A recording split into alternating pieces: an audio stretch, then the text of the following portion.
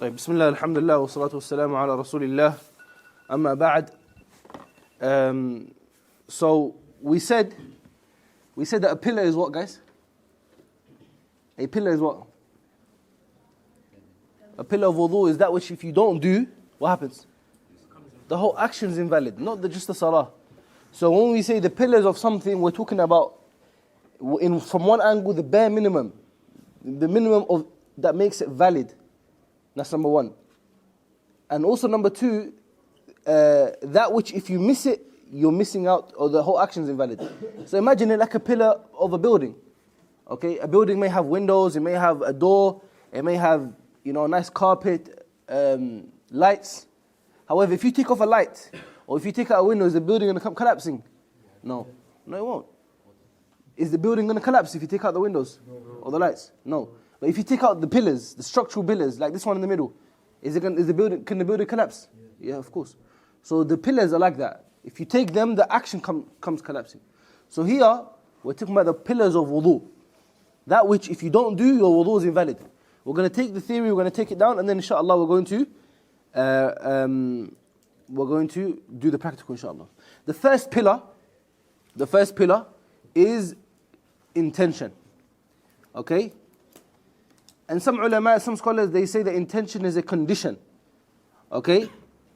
But according to the madhab of Imam Shafi'i, they say that the niyyah is a pillar of the action. And they say intention is قصد الشيء مقترنا بفعله. It is to intend something while doing the action. So they say that if you intend and there's too much time between you and the action, then you have to renew your intention. مثلا, let's say you intend to make wudu, but it was 2 hours ago. 2 hours have passed and now you want to make wudu with that same intention. Or they say you may have forgot, time may have passed.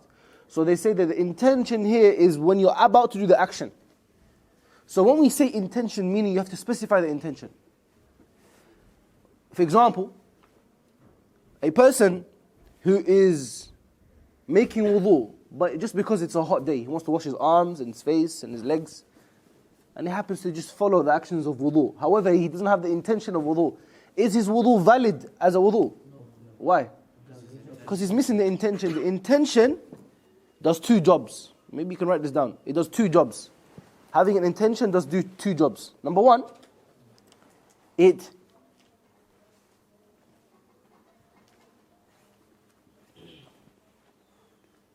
distinguishes between two actions of worship.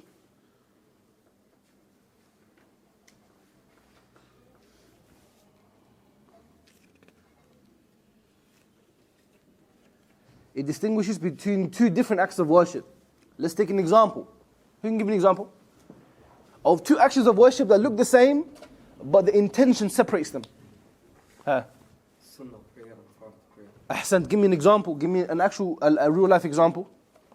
A sunnah prayer and a fard prayer. What are two prayers that have the two same form? Fajr and Sunnah. Ahsan, good, mashallah. Fajr and sunnah. Right? You guys agree with that example? Yeah. If you come to pray Fajr in the masjid, and you pray also the sunnah of entering the masjid, two people praying together, let's say the Jama'ah has passed.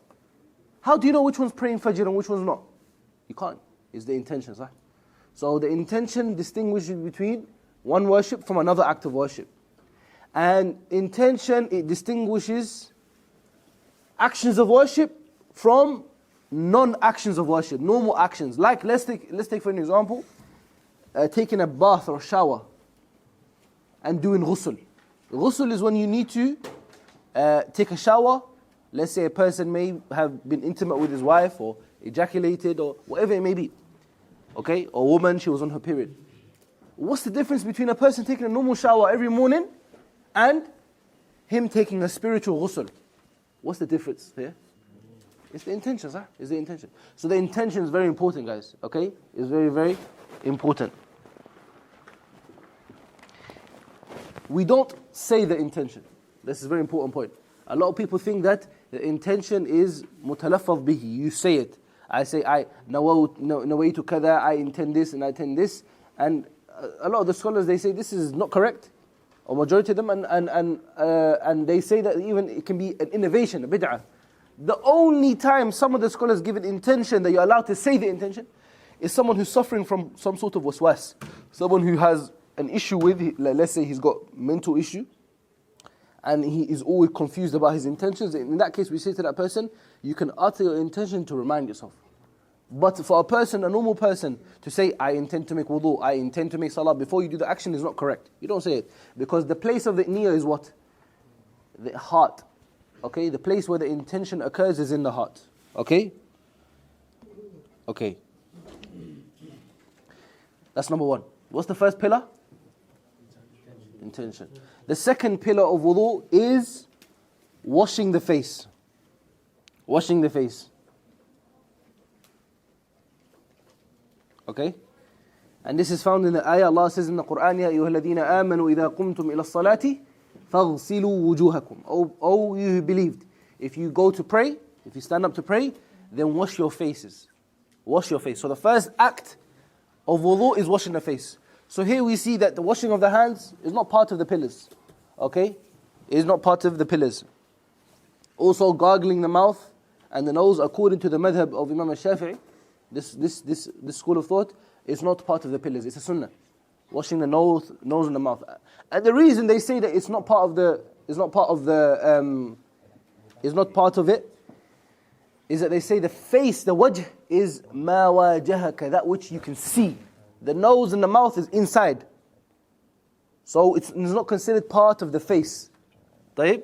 You need something? If you got a question, you can ask me, inshallah. Okay? So the face. Okay.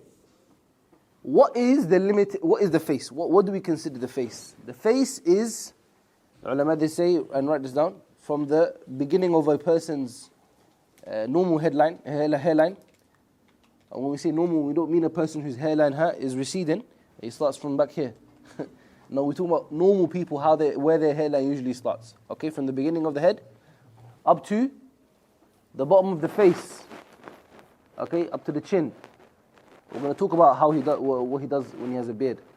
And from the beginning of one ear to the other. So behind the sideburns. A lot of people think that if you have a beard, you just wash the part within the sideburns. And it's incorrect. You have to wash behind it as well, from the ear. So that little gap, it has to be washed. Okay? A person who has a beard, he must wash it. He must wash it. How does he wash it? The beard is two types. A thick beard, and how do you know a thick beard? Is that which, if you can't see the hair underneath it. In that case, that person, he does something called takhlilul lihya, which is he just runs his fingers through the beard. However, like for my beard here, you can see the top part, you can see the skin underneath. So in that case, you're not allowed to just go over, you have to wash the skin underneath. So when you're washing your face, you have to get the skin that's underneath. And inshallah, we're gonna take it in the practical bi'idhnillah. Okay?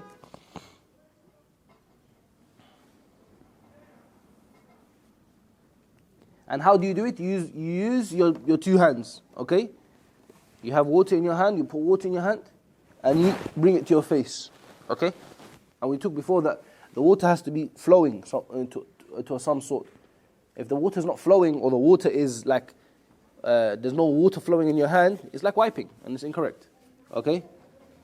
طيب. The third pillar of wudu is what? غسل اليدين مع المرفقين, washing the hands with the elbow. And this is a very big misconception that people have, is that they think that in wudu, let's say they wash their hands at the beginning of wudu, that they don't need to wash their hands during washing the arms. And this is incorrect, and that can invalidate your wudu.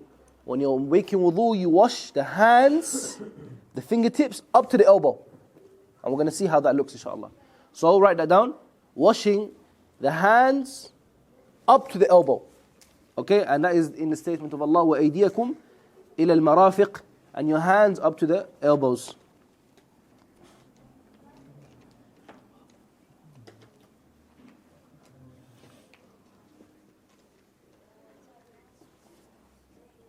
No.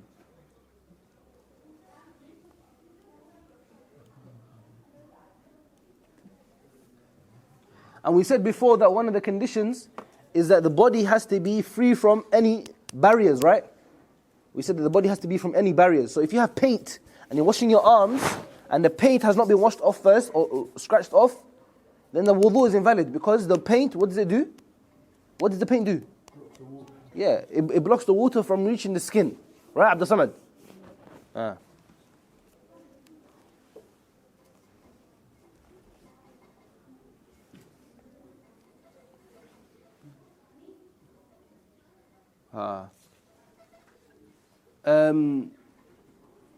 Number 4. Guys, I want to be checking your books for everyone who is writing them. Number 4.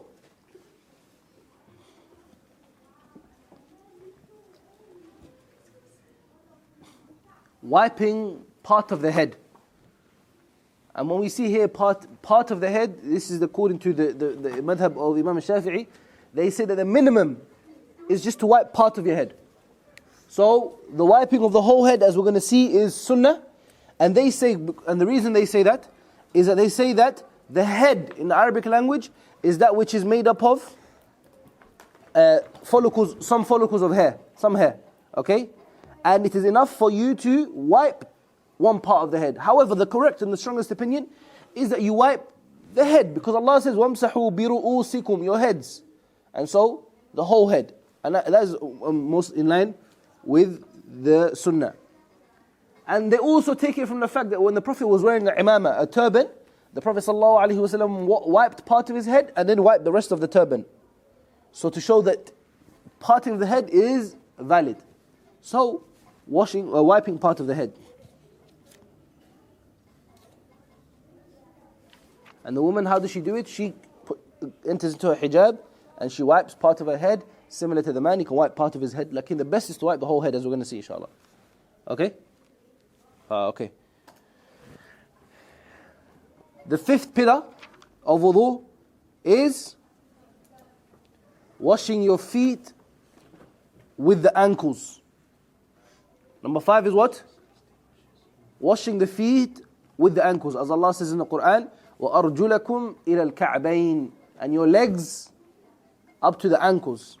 Okay, and also in the ahadith that are known from many of the companions that they clarify this.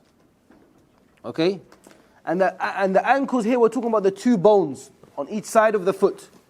The 2 bones on each side of the foot. It has to be past this point. Okay, it has to be washed. And the water has to reach every part of the foot. So also in between the toes. Also in between the toes, it has to reach it.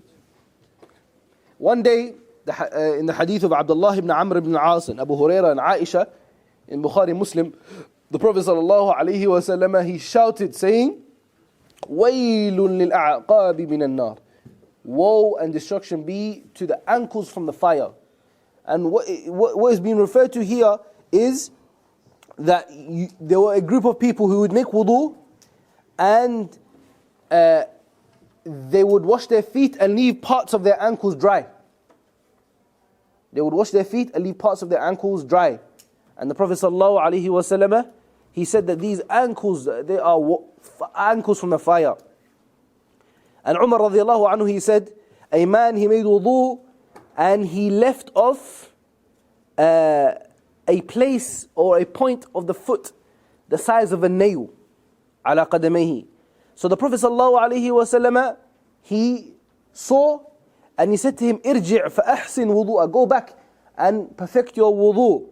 فرجع ثم صلى, and he went back and prayed, meaning he completed his prayer. And so this is for the hands and the feet.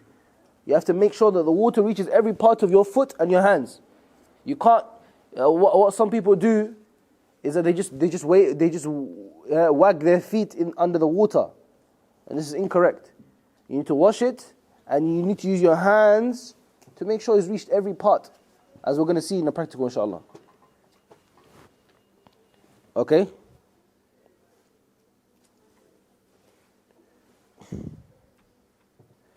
And the 6th pillar is the chronological order of wudu. Okay, the order that we mentioned, washing the face, and then the hands up to the elbows, and then wiping over the head, and washing the feet. It has to be in this order, okay? And the reason for that is the statement of Allah. The Quran, the ayah, mentions the order. فَاغْسِلُوا وُجُوهَكُمْ وَأَيْدِيَكُمْ إِلَى الْمَرَافِقِ وَامْسَحُوا بِرُؤُوسِكُمْ وَأَرْجُلَكُمْ إِلَى الْكَعْبَيْنِ. So it tells us here the order of wudu. So a question someone asked me last week, are you allowed to make wudu in a different order? With different body parts? No. Okay?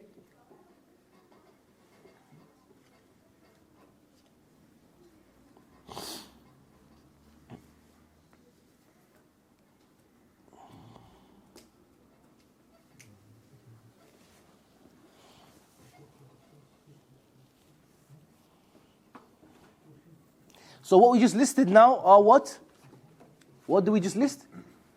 The pillars of wudu, fara'idul wudu. And we said that the pillars of wudu are what? That which if you do not do, Hamza? The pillars are that which if you do not do, what happens? Think about the analogy, it's good. Perfect is not even valid. Like imagine a building. The building without lights is not perfect. Like in a building without pillars, can it stand? No. So imagine it like a pillar. It can't stand without it, okay? It can't stand without it. Okay. Now, inshallah, we're going to take the sunnahs. The sunnahs of wudu. The sunnahs of wudu. And these are actions that perfect your wudu. Now we have our building. The pillars are built. The foundations are there. Now we are beautifying our building. Putting in the carpets, the windows, the lights, what color, all of that. This is beautifying the action. And it's important for a person to know the difference between what is a pillar and what is not. What is the benefit of knowing that? Who knows? What's the benefit of knowing the difference between a pillar and knowing what is sunnah? Focus on what's important. Yes, exactly. Ahsant. You focus on what's important. What else? Abdul Qadir. What's the benefit of knowing the difference between pillars, that which if you miss out the whole building comes collapsing, and knowing the difference between that and sunnahs, that which if you don't do, your wudu is still valid, but it just makes it perfect. What's the benefit of knowing the difference? Who can help him? What's the benefit? Huh? Understanding gives you fiqh. This is what fiqh means. It gives you understanding. Why? Because sometimes you may find yourself in a situation where you're rushing. You don't have much time to make to do all the perfect actions of wudu. But because you know the difference between what is a pillar and what is sunnah, what do? You just stick with the pillar. Or sometimes you leave off an action or you forget an action. However, you know that the action that you left off doesn't affect your wudu. Or if you do leave off an action that affects your wudu, you have to repeat the wudu. So it's about understanding, knowing what you can do and can't do. Halal and haram. Okay? Okay.